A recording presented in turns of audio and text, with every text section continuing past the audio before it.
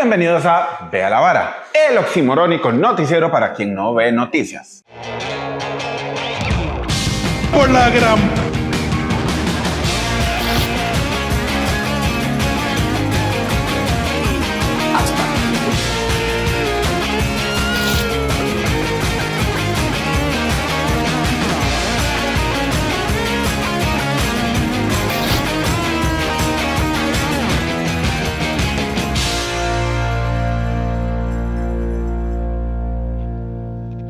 Vamos de una con nuestros titulares. Enfiestados la confusión.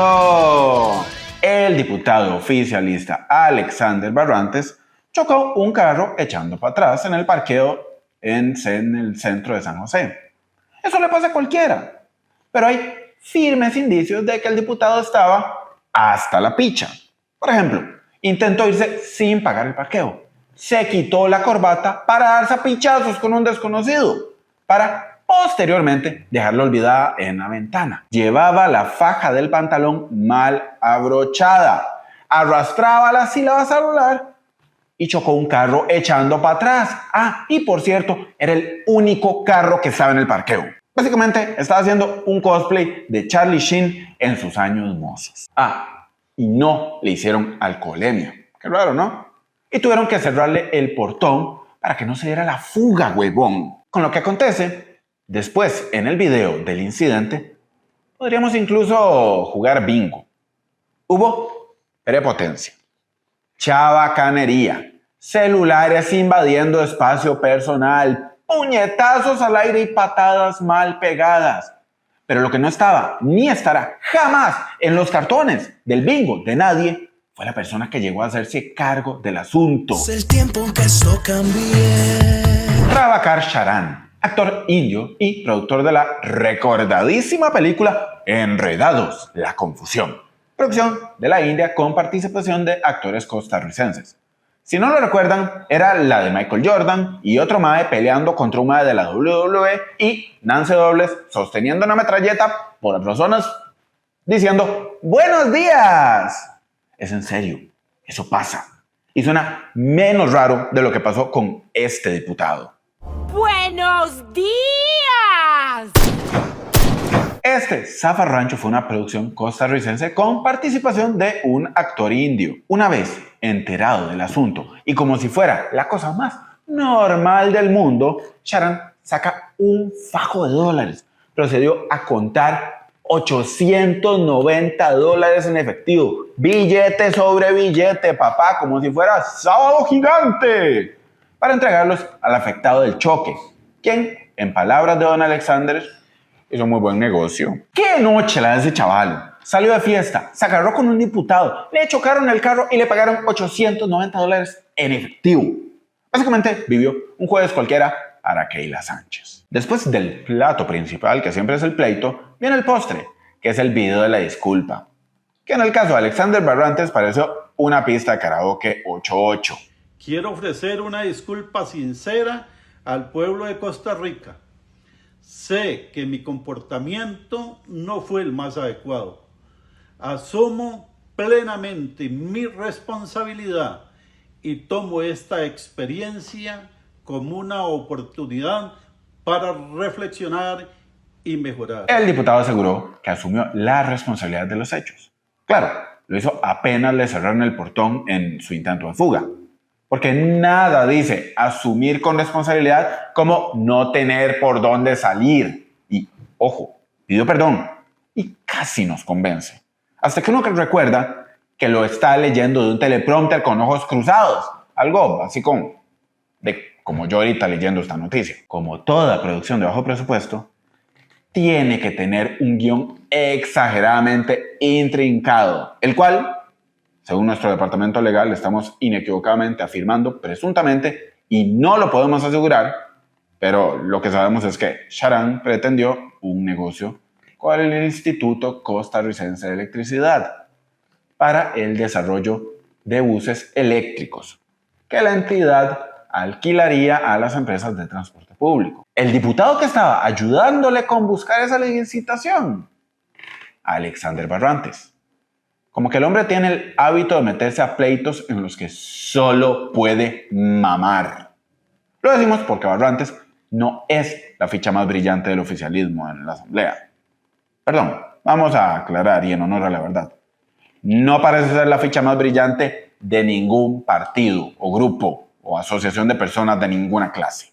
Por ejemplo, en noviembre del 2022, mientras se discutía el proyecto de eurobonos, Barrantes presuntamente le ofreció embajadas a Sofía Guillén del Frente Amplio para votar a favor del proyecto. ¿Cómo lo sabemos? Lo dijo la misma Sofía Guillén en el plenario. Debo pedir la palabra por el orden para hacer una aclaración que creo que es necesaria que usted conozca como presidente de esta asamblea y también el resto de fracciones y diputados acá presentes. Al inicio de esta sesión, el diputado Alexander del PSD en ese sillón de ahí me ha ofrecido cargos y me ha ofrecido embajadas a cambio de aprobar eurobonos. Y yo tengo el deber ético de decir que eso me ha dejado en shock, pero además me ha ofendido. La gente no me ha elegido para callarme esas cosas, así que lo voy a dejar constando aquí en el plenario. Recientemente, a inicios de octubre, Barrantes estaba en el plenario discutiendo la creación de un fondo de competitividad y auxilio arrocero, Fonarroz, al cual el oficialismo se opone. Como parte de su estrategia, el Rocky legislativo decidió tener un roast contra algunos de sus colegas legislativos, en el que usó un chiste algo, vamos a decirlo sin tapujos, machista contra una de las diputadas. Vamos a ver si los más observadores de ustedes en casita lo notan. Es por ellos que estamos aquí. Yo más bien le pregunto a la diputada Obando, que de arroz sabe muy poco. Bueno, tal vez cocinarlo sí, nunca lo he probado, pero bueno. ¿Por qué carajo se ve igual de borracho en el plenario que en el incidente del parqueo? Cállese usted. Cállese. Cállese usted. Está ebrio. No, como usted quiera. Al compañero Ariel Robles, quiero preguntarle. Resulta que el asunto no quedó ahí, porque los arroceros siguieron protestando hasta el jueves pasado, en donde pusieron carteles contra el MAE creados con una habilidad que se desearía nuestro departamento gráfico. Ay, bueno, perdón. Es que están muy buenos. Voy a calificar los 3 favoritos de la producción. La medalla de bronce se la lleva este. Directo, colores llamativos, el detalle de la pacha de acá sí que está ¡mua! Chef Kiss. Y tiene mensaje político con lo de los 40 diputados. Estos arroceros están informados de nuestro proceso democrático. Este nos gustó por la simplicidad y el nivel de Photoshop. Pero lo mejor es pensar en los más de Heineken, mae, que acaban de comprar la cervecería viendo eso. Los más invirtieron el equivalente al PIB de un país pobre en una empresa con presencia a nivel nacional. Y el primer arte que vende a la gente tiene la cara del peleador costarricense más pura mierda de chope en Panamá. Y el oro indiscutible se lo lleva a este. Porque usted puede verlo de 2 maneras distintas. Una es que son 2 rótulos aparte. Entonces, hay un grupo de arroceros que está preocupado y quiere llevarlo a una reunión de Alcohólicos Anónimos. Y hay otro que quiere ver si el más sigue con ganas de que le metan sus buenos pichacitos. La otra forma de verlo es que son 2 partes de un mismo rótulo. Entonces es aún más vacilón. Porque vea, es un grupo de Alcohólicos Anónimos con un enfoque algo diferente. Primero lo verguean y luego lo llevan a la reunión. Para ellos, el primer paso no es someterse a un poder mayor, sino someterse a una buena sopa de muñeca. El punto es que Barrantes protagoniza otro episodio lamentable de la política nacional.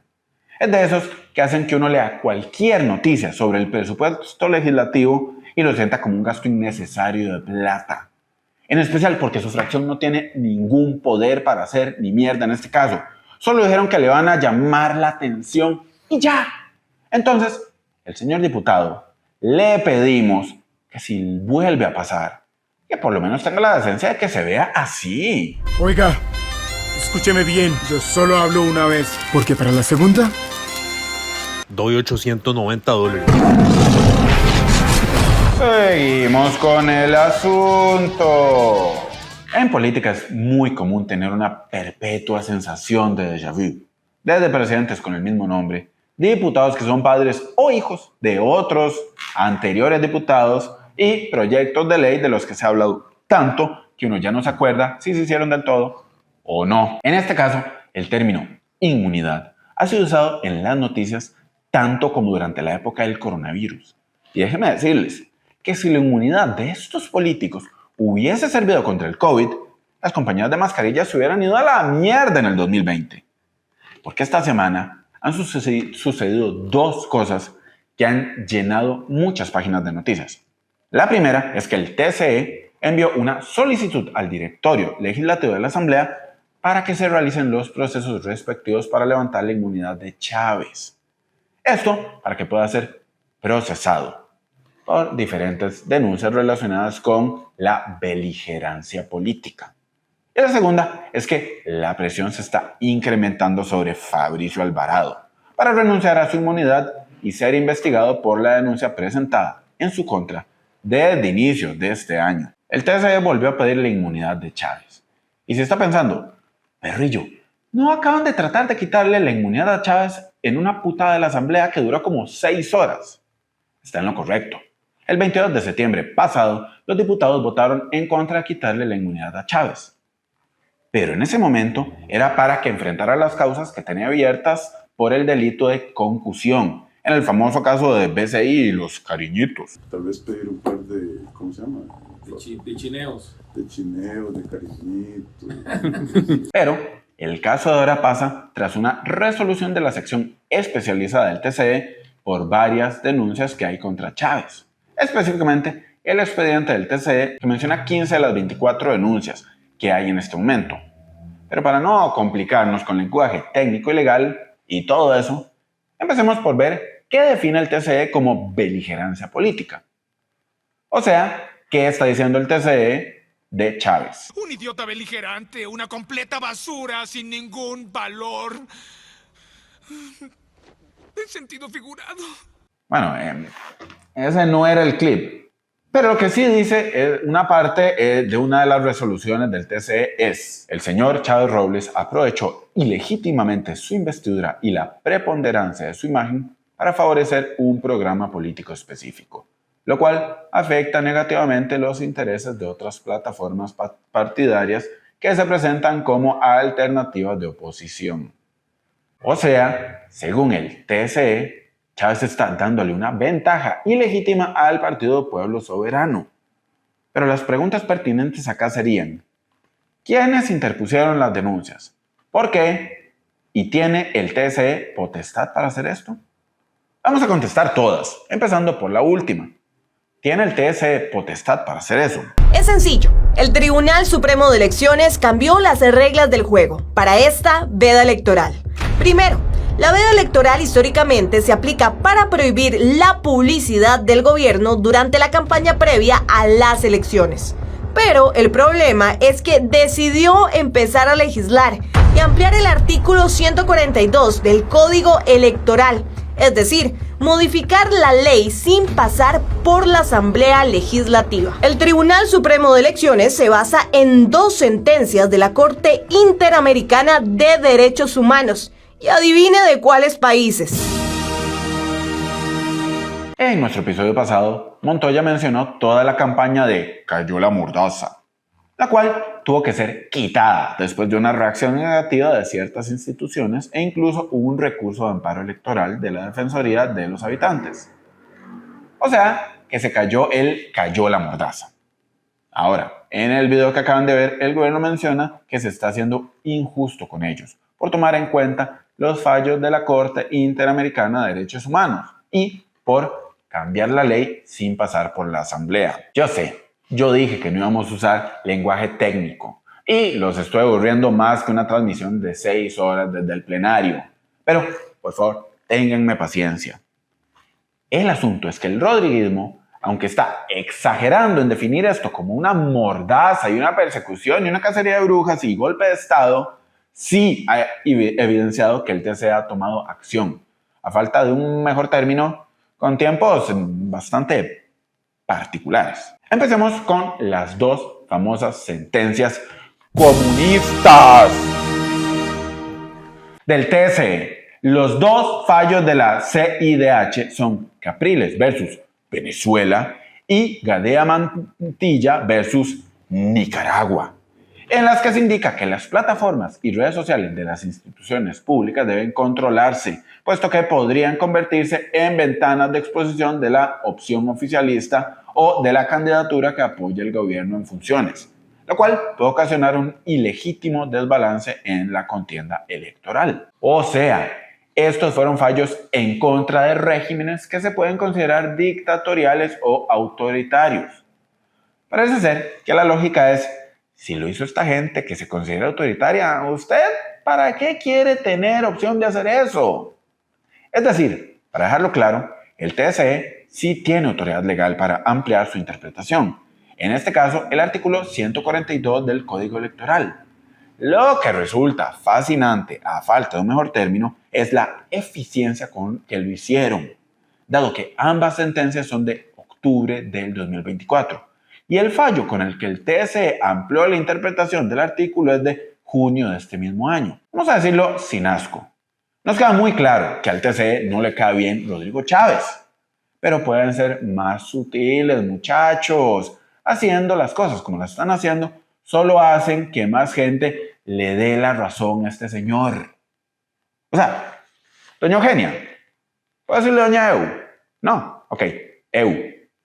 Yo creo que usted debería tomar el ejemplo de Al Pacino en este famoso clip. Raúl, pon el hijo de puta clip que es.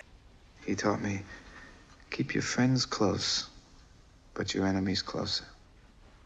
Como dijimos, hay 24 denuncias por beligerancia política, de las cuales el TSE está tomando en cuenta 15 para pedir que se le quite la inmunidad a Chávez. De esas, algunas de las que más llaman la atención son de agosto y octubre del 2023, interpuestas por los secretarios generales del PAC, porque ni la muerte detiene al PAC, y del PLN. La denuncia fue luego de que Chávez publicara en Twitter un mensaje en el que supuestamente atacó a dos exregidores, uno del PAC y otro del PUSC, de la municipalidad de Goicoechea, por oponerse al avance de las obras de Circunvalación Norte, cuando en realidad el trámite pendiente dependía de una aprobación legislativa y no de los regidores. Después de eso, destacan 3 denuncias por el mismo discurso. El mismo fue dado por Chávez el 8 de diciembre del 2024, seguro lo recuerdan, y hablaba directamente de pedirle a la gente que lograran darle los 40 diputados a Pueblo Soberano. Una de las denuncias fue puesta por el presidente del PLN, otra por un ciudadano y la otra por simpatizantes del PLN, del PAC y del Frente Amplio. Una mezcla ahí rara.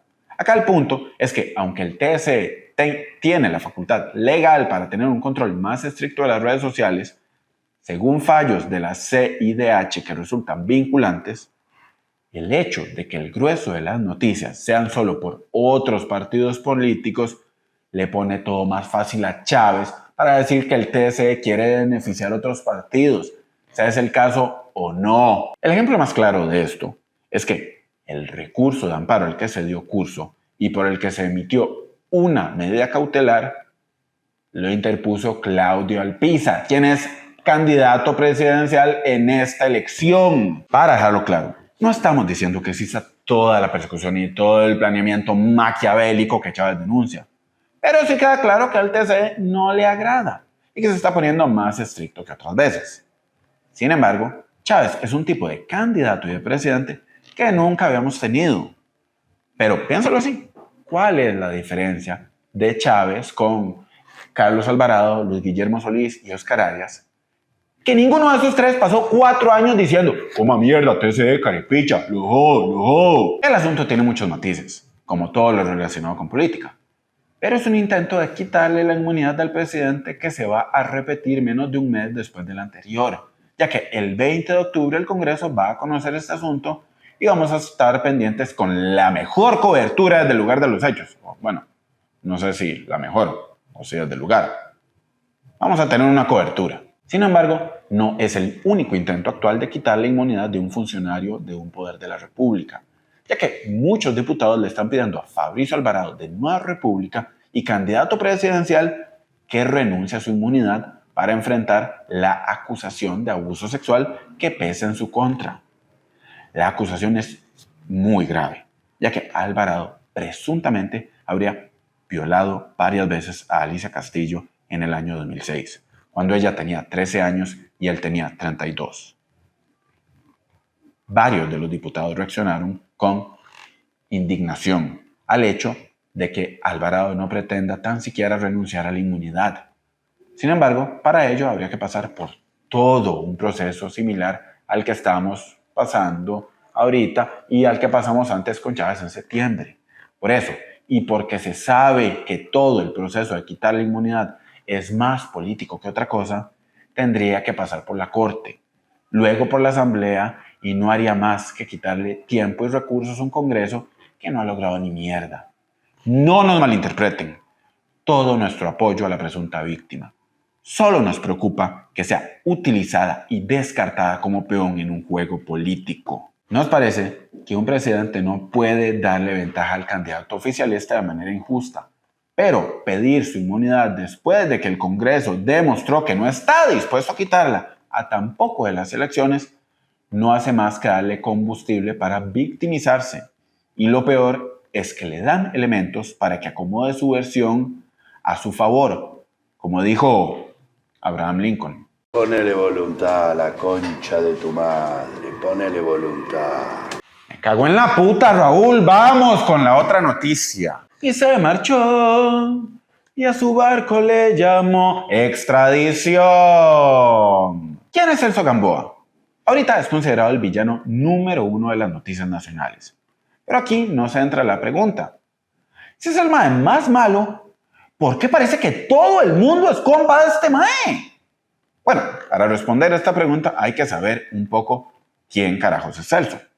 Es un abogado y de los pocos políticos en la historia que han ocupado cargos importantes en dos poderes de la República, ejecutivo y judicial. Esto no habla bien de él, sino mal de Costa Rica. Se desempeñó como viceministro de Seguridad Pública y director de Inteligencia y Seguridad Nacional, así como viceministro de la Presidencia durante el gobierno de Laura Chinchilla.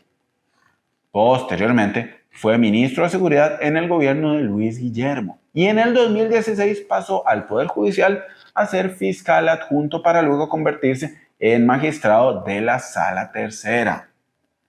No es nuevo para nadie que Celso ha estado implicado en algunas pequeñas polémicas y escándalos, como aquella ocasión en 2016 cuando viajó a Panamá en el mismo vuelo que Juan Carlos Bolaños y volvió a Costa Rica en un estado de ebriedad tal que ni un empresario hindú podría salvarlo.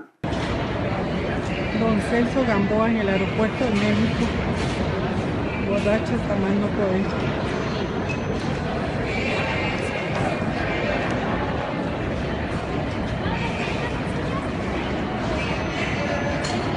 Los gastos de este viaje fueron financiados por el empresario Juan Carlos Bolaños, famoso importador de cemento chino acusado por el caso del cementazo, quien pagó el hotel y los gastos que realizó Celso en su estadía.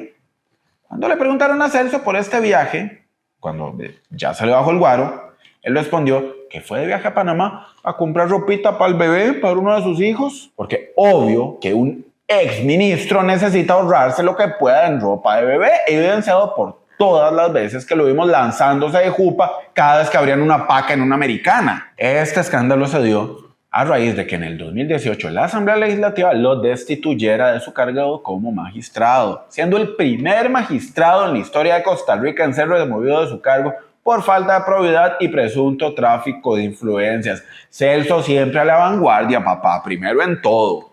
Pero en lo que fue el desarrollo de la sesión surgió también esa información. Diputados que de sus curules denunciaron que el magistrado los llamó con el propósito de que le brindaran ayuda en el sentido de no estar en la sesión.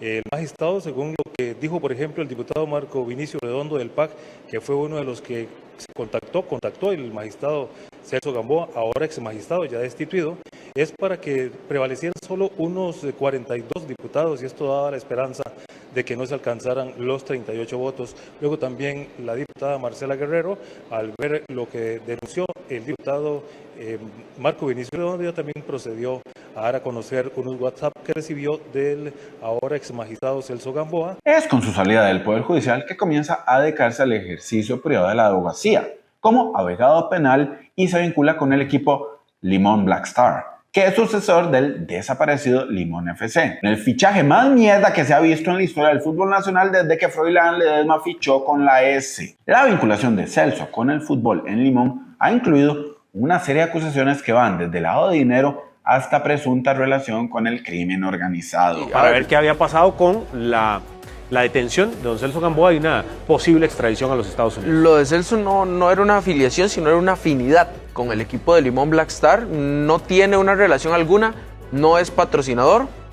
La versión de Limón. No es la versión de Limón, lo que sabemos. No es... Más recientemente, en junio del año 2025, las autoridades costarricenses detuvieron a Gamboa a solicitud de la Administración para el Control de Drogas, DEA, de los Estados Unidos, ya que se le acusa en Texas de cargos relacionados con el tráfico internacional de drogas. Tras su detención, la justicia costarricense aprobó su extradición a los Estados Unidos después de una reforma constitucional express, donde no se discutieron efectivamente riesgos como presión política de otros países, persecución política disfrazada de delitos, violaciones al debido proceso, a los derechos fundamentales en este proceso y falta de evidencias. Toda esta discusión nunca se dio. Y nada más, en mayo del 2025 se aprobó la extradición a la medida para poder permitir por primera vez en la historia la extradición de ciudadanos costarricenses. Celso siempre a la vanguardia, algo que anteriormente la Constitución prohibía en forma absoluta. Un hecho que ha sido calificado como un hito en la cooperación judicial entre ambos países en la lucha contra el narcotráfico y que es básicamente todo el conflicto central en la narconovela Pablo Escobar, el patrón del mal. Se ha creado una narrativa de que Celso se descarriló. Antes era bueno e importante y podían tomarse fotos con él y ahora es malo y turbio y ahora solo las fotos son como para la policía. Pero lo cierto es que Costa Rica, como en toda democracia de baja intensidad, los límites entre el poder político, el judicial y los intereses privados son difusos.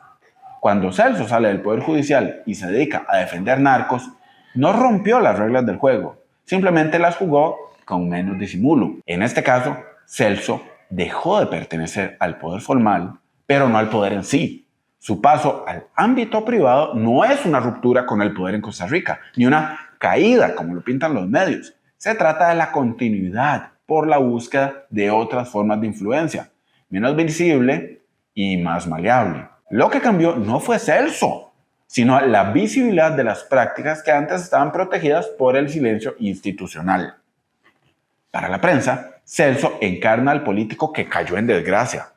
Pero si analizamos su historia bajo un lente más analítico, se trata de un conjunto de malas decisiones personales amplificadas por una maquinaria mediática que exige escándalos. Es posible que la historia de Celso Gamboa haya sido narrada siempre desde el ángulo que mejor se vende, el de la caída del poderoso. Es tan malo Celso Gamboa que hay que comprometer la Constitución y reformarla para mandarlo a la cárcel. Es tan necesario enviarlo a una cárcel en Estados Unidos. El caso es altamente político.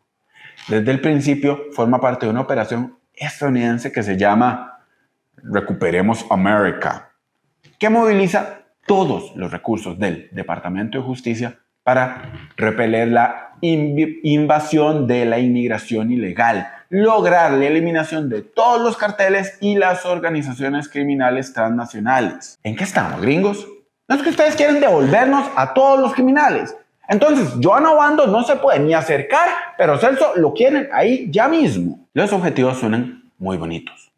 Pero si esto fuera cierto, empezarían por arrestar a la misma DEA, una de las instituciones más históricamente corruptas del gobierno estadounidense. Por ejemplo, cuando en los años 80, en un acuerdo secreto en el gobierno de Reagan, los gringos vendieron armas a Irán para liberar rehenes y usaron ese dinero para financiar ilegalmente a los rebeldes de la Contra en Nicaragua, la DEA y la CIA, para apoyar a los Contras, se asociaron con narcotraficantes que introducían cocaína a Estados Unidos para poder financiar la invasión y el derrocamiento de gobiernos en países de tercer mundo. ¿Entendieron? Presuntamente, la DEA mantiene una política de colusión selectiva con ciertos carteles de la droga en México.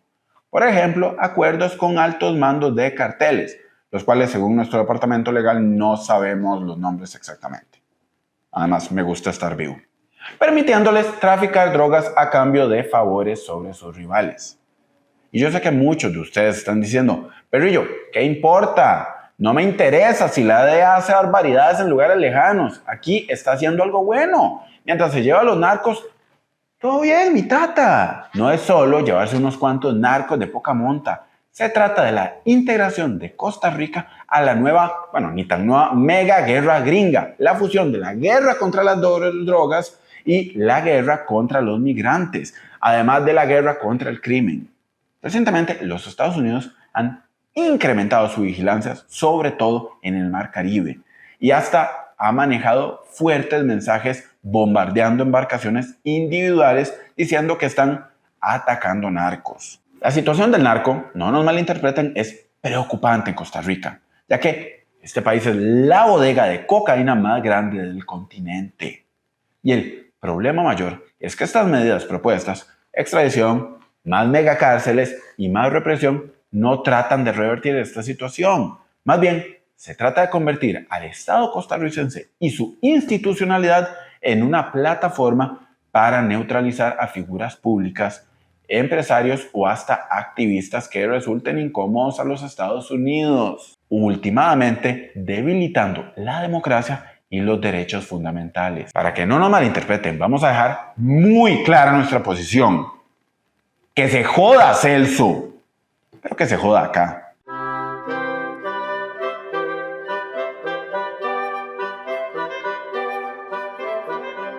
A través de los tiempos, el conocimiento humano nos ha dado cosas increíbles.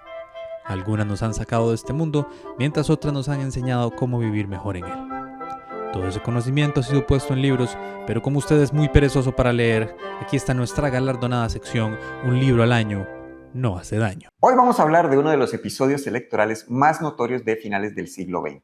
Uno que involucró una dictadura, un referéndum y la goma que mantiene unida a toda Latinoamérica en momentos de crisis. Gael García Bernal. Tengo que hacer algo que sea placentero, pero que signifique eso. Entonces la alegría sola. Claro, ¿Qué hay más alegre que la alegría? Nada. Estos son clips de una película de ficción muy buena, por cierto, llamada No, y dirigida por Pablo Larraín, la cual toca nuestro tema histórico del día de hoy, el plebiscito chileno de 1988. Y si no recuerdan ni siquiera qué es un plebiscito, porque estaban escapados en cívica, fumando mota, en las gradas del gimnasio, tranquilos que yo le explico. Yo sí fui a las clases, no era tan cool para que me invitaran a fumar mota. En 1973, el gobierno electo de manera democrática del chileno Salvador Allende fue derrocado por el militar Augusto Pinochet, quien luego fue el líder de facto de Chile hasta 1988. Tenemos muy claro que la figura de Pinochet, como la de muchos dictadores latinoamericanos, genera reacciones muy polarizantes, incluso al día de hoy.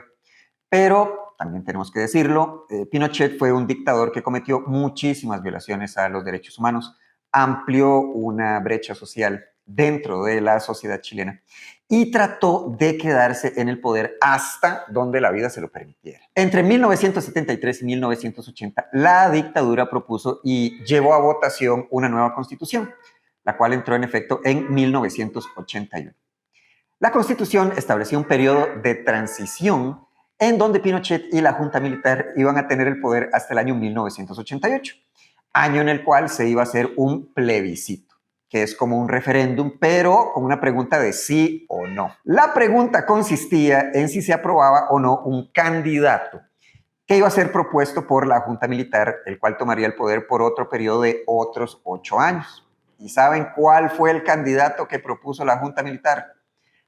Augusto Pinochet. ¡Chan, chan, chan! Entonces, si los chilenos votaban sí, se aprobaba a Pinochet por otros 8 años, en lo que ya se consideró, dado el hecho que llevaron a cabo elecciones, como un mandato presidencial.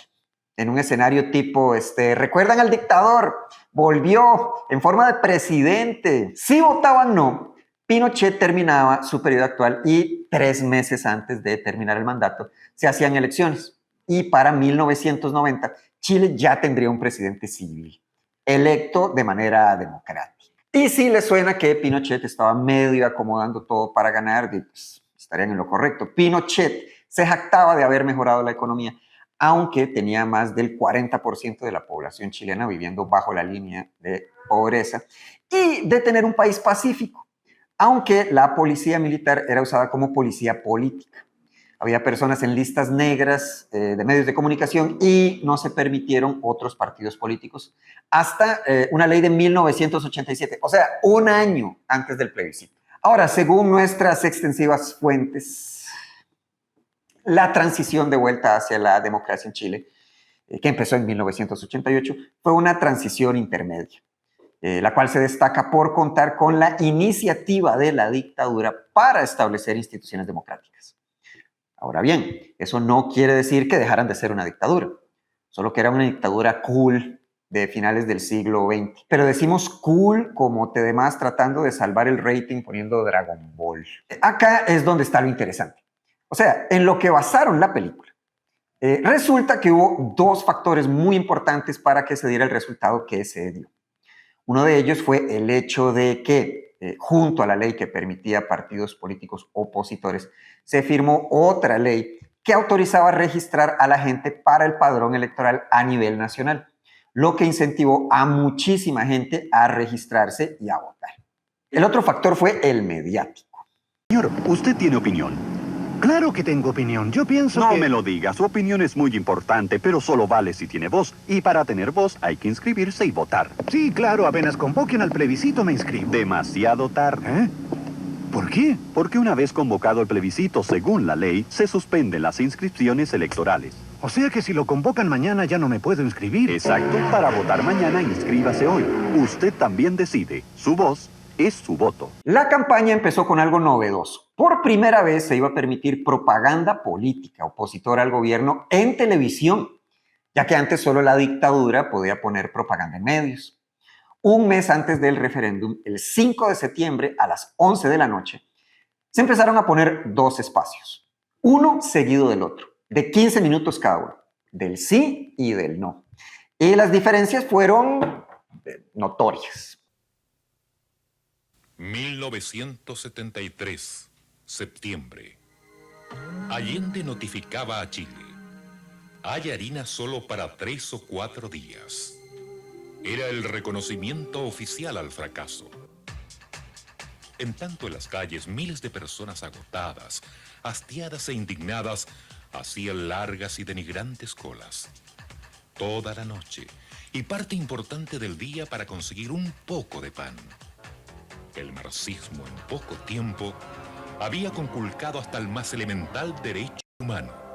El sí se basó en ensalzar los logros económicos de la dictadura y en tratar de elevar la imagen de Pinochet, que es como tratar de hacer ver tierno a Sauron, el del Señor de los Anillos, porque intentaron cosas tan manipuladoras como meter miedo.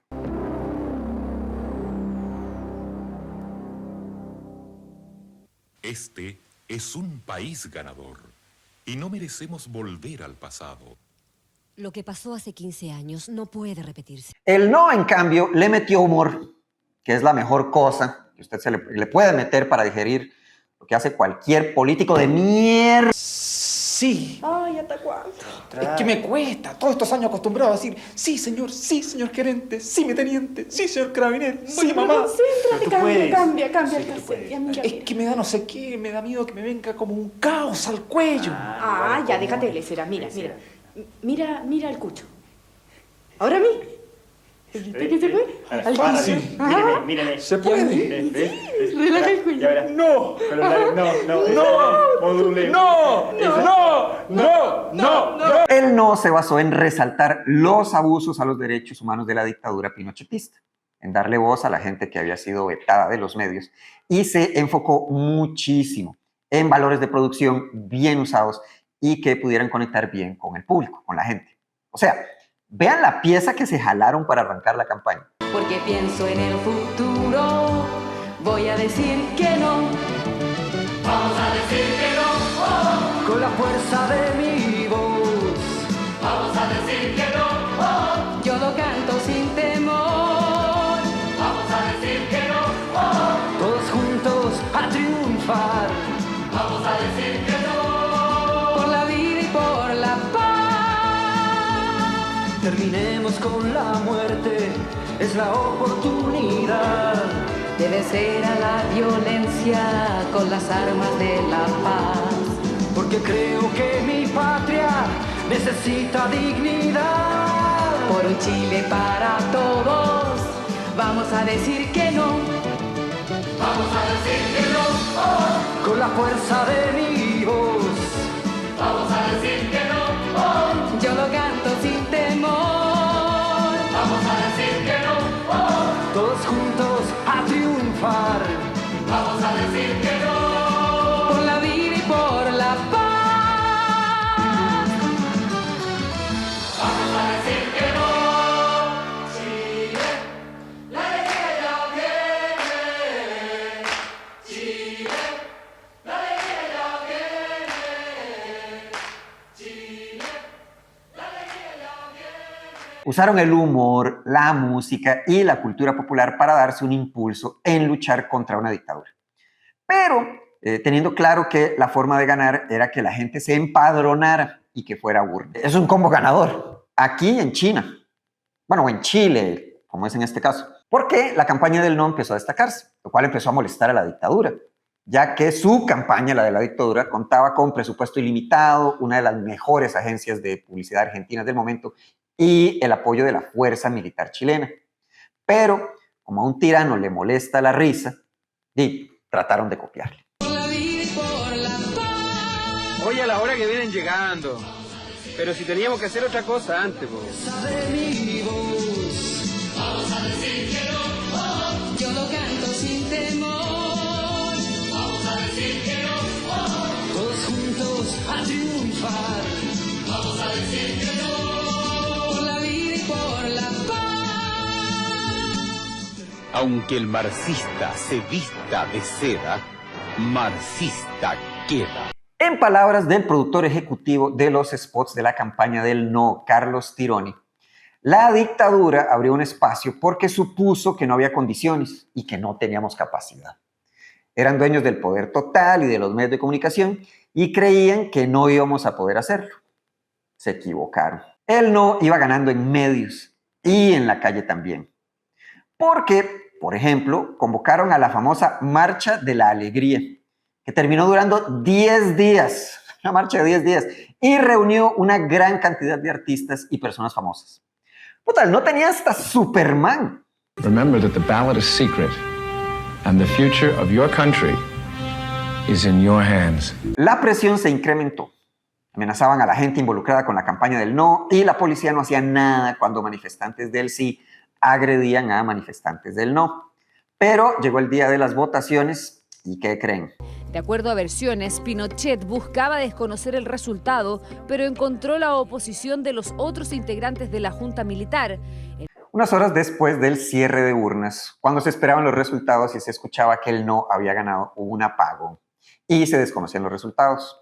Pinochet convocó al resto de la Junta Militar y pidió que le otorgaran poderes de emergencia, justificándose con el pretexto de que se iban a presentar disturbios en la capital y que tenía que retomar el control.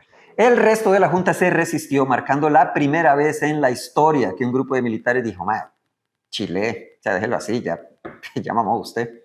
O bueno, en chileno...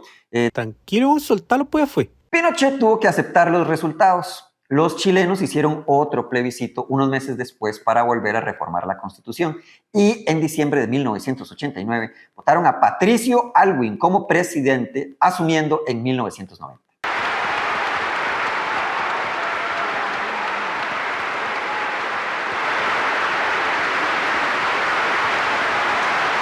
Este caso es notorio porque deja claro que se puede crear un movimiento político de oposición efectivo y que logre su cometido. pero toma tanto buena organización y decir las cosas como una persona real. Una de las razones por las que ahora se elige a tanto autoritario en todo el mundo es porque sus partidos suelen tener claras estas cosas precisamente. Se organizan bien y logran que estos sátrapas hablen como si fueran seres humanos reales. Mientras los del otro lado suelen hablar como si estuvieran defendiendo la tesis las 24 horas del día. En cuanto a Pinochet, siguió como jefe del ejército hasta el año 2000. Luego de eso fue acusado y arrestado por muchas violaciones a los derechos humanos. Sirvió arresto domiciliario en Inglaterra y luego murió en el 2006, sin haber pagado por todos sus crímenes. Murió de viejo, así, sin gracia, que es como la manera más cobarde de morir, y toda su vida se dedicó a matar gente. Ya que, según la Comisión de la Verdad y la Reconciliación de Chile, además del reporte Valech, la dictadura asesinó por lo menos 2.279 personas y torturó a más de 30.000. El gobierno de Chile, al conocerse este reporte, se disculpó formalmente por la dictadura. Pero el ejército nunca se disculpó y siempre cuestionó los hallazgos de las comisiones. Lo único que queda por decir, lo dijo alguien mucho más elocuente que yo. Pinochet debió haber muerto a balazos, como corresponde a un hombre de su talla. Filosóficamente estoy contra la pena de muerte y estaré siempre. Pero tal vez haya una media docena de casos que se lo merecen.